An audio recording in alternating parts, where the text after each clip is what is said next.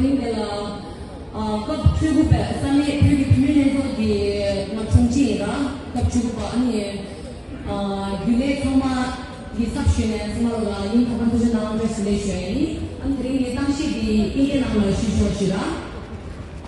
So the 67th Tibetan National Uprising. Today marks a significant and forever unforgettable day in the history of the Tibetan people.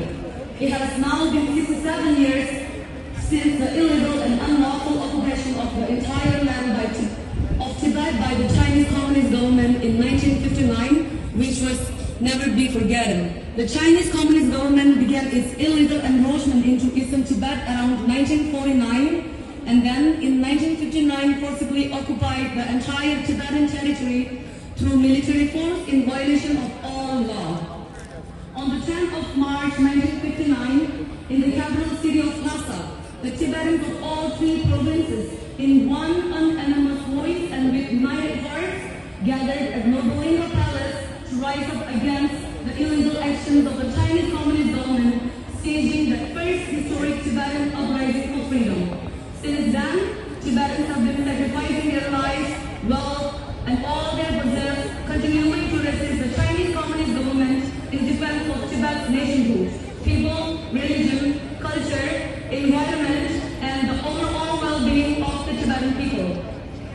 In response, the Chinese Communist government has unlawfully arrested and imprisoned innocent Tibetans, and more than 1 million Tibetans have been killed to this day. Furthermore, since 2008, under the increasingly repressive policies of the Chinese Communist government, more than 160 Tibetans have self-immolated. We solemnly pay our respects to their noble aspirations and courageous deeds.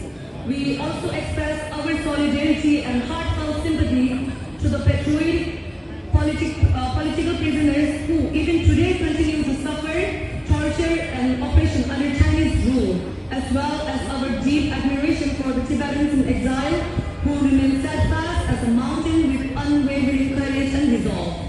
Under the Chinese Communist government's brutal policies aimed at destroying the very identity of the Tibetan people, Tibetan children are forcibly separated from their parents and placed in residential schools, deprived of the love of their families and the opportunity to receive an education rooted in their own noble culture and traditions.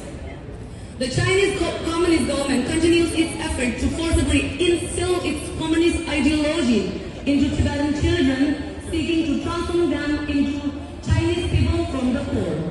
Over the approximately 67 years since the Chinese Communist government's occupation of Tibet, ancient historical sites of great historical value have been wiped out. Precious treasures have been plundered from sacred sites, reservoirs and buildings have been forcibly constructed throughout the countryside, displacing entire villages. Rivers have been diverted and forests cut down. In short, Tibet's natural environment has been devastated and destroyed, and the living beings within have been massacred and made to suffer beyond measure. Thus, the Chinese Communist government has not only illegally occupied Tibet in violation of international law, but continues to fabricate and distort Tibet's ancient history through deliberate misinformation on the international stage.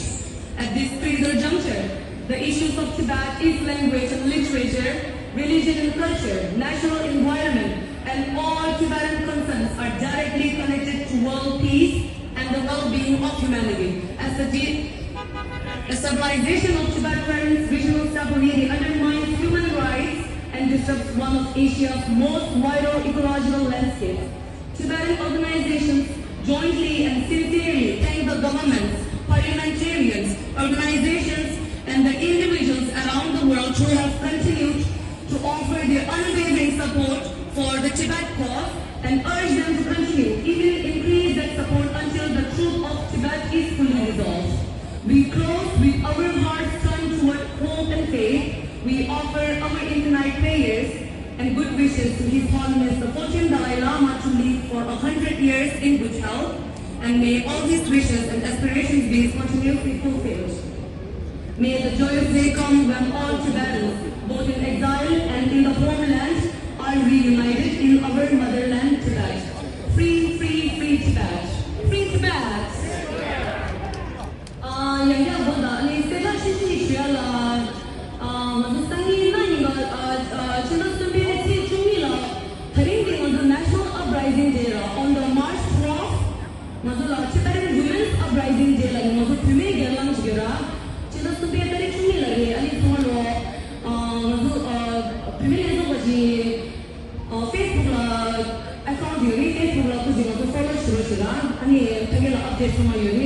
지금 수박들이 중요하지. 정말 그잖아.